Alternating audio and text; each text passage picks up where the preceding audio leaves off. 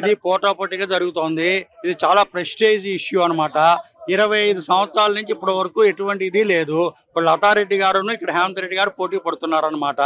ఇది వైసీపీకి ఒక విధమైనటువంటి పరీక్ష. ఒక విధంగా చెప్పాలంటే వాళ్ళకి ఇది కంచుకోట. ఇప్పుడు కడప కానీ లేకపోతే ఇది కానీ ఇప్పుడు ఉండేటువంటి ఒంటిమిట్ట కానీ పులివెందులు కానీ వైసీపీ వాళ్ళకి కంచుకోవటమైనటువంటి నియోజకవర్గం. ఇప్పటి వరకు ఎన్నికలు జరగలేదు. ఇప్పుడు ఎంత బ్రహ్మాండంగా జరుగుతున్నాయంటే ఎక్కడి నుంచో వచ్చి ఇళ్లలోంచి వచ్చి పెద్దవాళ్ళు ముసలోళ్ళు ఎంతో మంది వేసి మన ఓటు ఉపయోగించుకోవాలని చెప్పి మన ఓటుకు ఉపయోగించుకుంటున్నారు.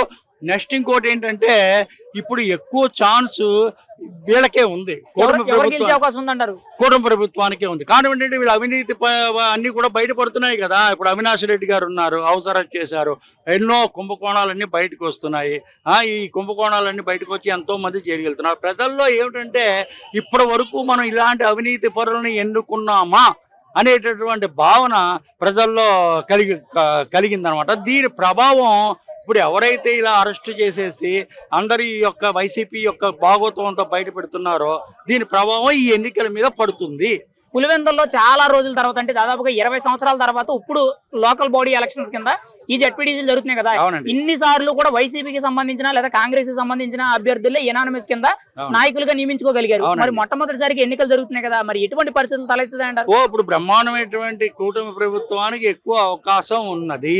దానికి కారణం ఏంటంటే మద్యపాన కుంభకోణాలు, నెక్స్ట్ మళ్ళీ ప్రాజెక్టులు, ఇంకా ఎన్నో కుంభకోణాలన్నీ బయటపడి ఎంతో మంది జైలుకి వెళ్ళి అటేమో వివేకానంద రెడ్డి గారు హత్య, దాని గురించి ఇంకా ఇప్పటి వరకు ఎటువంటి రిజల్ట్ రాలేదు. పాపం ఆవిడ సునీతారెడ్డి గారు వాళ్ళ అమ్మాయి కూడా ఎంతో ఇదిగా ఉంది.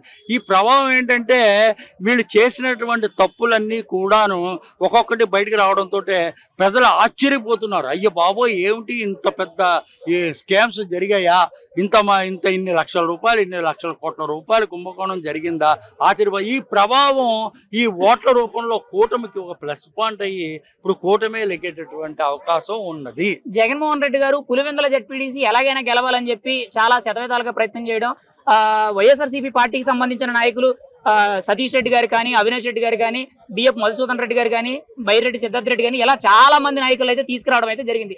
ఇంతమంది నాయకుల్ని ఒక జెడ్పీటీసీ స్థానం మీద పెట్టి కోట్లాది రూపాయలు పెట్టి ఇంత భారీగా ఎలక్షన్ చేయవలసినంత అవసరం ఉందంటారా? సార్ మీరు ఇంతమంది నాయకులను తీసుకొస్తున్నారు, ఎన్ని కోట్ల రూపాయలు ఖర్చు పెట్టారంటే ఒక ఓటుకి 10,000 20,000 ఇవ్వడానికి కూడా సిద్ధమైపోయారు. దానికి కారణం ఏంటంటే ఇది ప్రెస్టేజ్కి వచ్చిన అనమాట.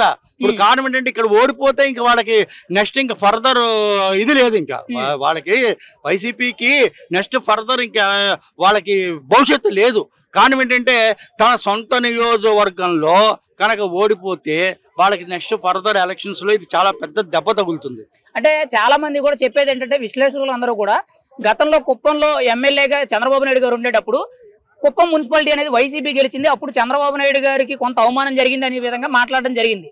ఇప్పుడు సేమ్ అదే విధంగా పులివెందుల్లో ఎమ్మెల్యేగా జగన్మోహన్ రెడ్డి గారు ఉన్నారు. ఒకవేళ బై మిస్టేక్ వైసీపీ ఓడిపోతే ఇక్కడ జగన్మోహన్ రెడ్డి గారికి ఒక అవమానం అనేటట్టు మాట్లాడుతున్నారు. అదే కానీ జరుగుద్దని అంటారా ఖచ్చితంగా? జగన్మోహన్ రెడ్డి గారు నేను చెప్పింది కూడా అదే. ఇప్పుడు ఏంటంటే ఎప్పుడైతే ఇక్కడ ఓటమి కనుక వచ్చిందో జగన్మోహన్ రెడ్డి గారికి అంతం కాదు ఆరంభం అన్నమాట. కారణం ఏంటంటే ఇది కనుక ఓడిపోయారు అంటే రేపు పొద్దున వైసీపీకి మిగతా చోట్ల కూడా ఇదే ప్రభావం ఇక్కడ చూపెడుతుంది. దానికి కారణం ఏంటంటే ఇప్పటి వరకు మద్యపాన కుంభకోణాలు, ఎన్నో కుంభకోణాలన్నీ బయటకు వచ్చేసి ఎంతోమంది ప్రజల్లో ఏమిటి ఇది, మనం అంతకుముందు ఇంత తప్పు పని చేసామా, మళ్ళీ తప్పు పని చేయకూడదు అని చెప్పి ఇప్పుడు మనం చూసాం. ఎంత పర్సంటేజ్ పోల్ అయిందంటే 80% పైన పోలింగ్ అయ్యిందనమాట. కూటమి ప్రభుత్వానికి మంచి అవకాశం ఉంది. అప్పుడెప్పుడో పవన్ కళ్యాణ్ గారు ఒక మాట అన్నారు, ఎవరి జగన్మోహన్ రెడ్డి గారి దగ్గరికి వెళ్ళినప్పుడు ఎలక్షన్స్ ముందు, నీ కోట బద్దలు కొడతాను, నీ దగ్గరికి వస్తాను, నీ ఇది చూస్తాను అని చెప్పి పవన్ కళ్యాణ్ ఆ రోజే చెప్పారు. అలాగే ఏంటంటే ఇప్పుడు కూడా ఈ ఎలక్షన్స్ లో జగన్మోహన్ గారు కోట బీట బద్దలేసుకోవడం ఖాయము. ఖచ్చితంగా ఈ కూటమి ప్రభుత్వం గెలవడం ఖాయము. కాబట్టి ఏంటంటే వాళ్ళకి ఇది చాలా ప్రెస్టేజ్కి వచ్చిన ఇటు ఎంతో మంది నాయకులు దిగిపోయారు, ఎంతో డబ్బు ఖర్చు పెడుతున్నారు.